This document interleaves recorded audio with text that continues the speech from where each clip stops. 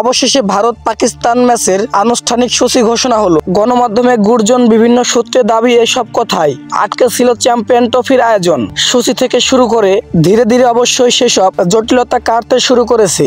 আগে জানা গিয়েছিল ভারত পাকিস্তান আসছে না, টুর্নামেন্ট হবে হাইব্রিড মডেলে, যেখানে ভারতের সব কয়টা ম্যাচ হবে সংযুক্ত আরব আমিরাতে, এমনকি তারা সেমিফাইনাল বা ফাইনাল খেলবে সেটাও সেখানেই হবে। এবার আর খানিকটা সূচি সামনে এলো পাকিস্তান ক্রিকেট বোর্ডের কল্যাণে।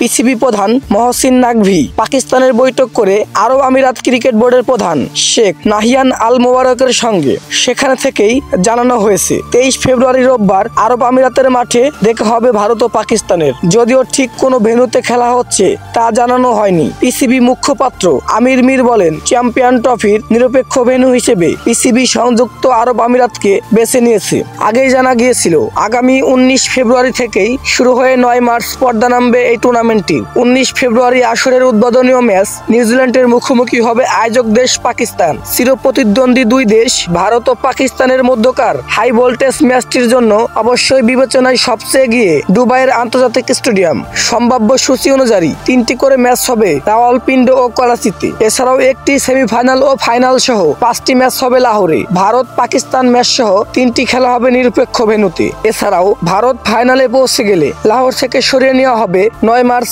নিরপেক্ষ ভেন্যুতে। শিরোপা নির্ধারিত ম্যাচ, দ্বিতীয় সেমিফাইনাল ও ফাইনালের জন্য রিভার্স ডেও রাখা হয়েছে।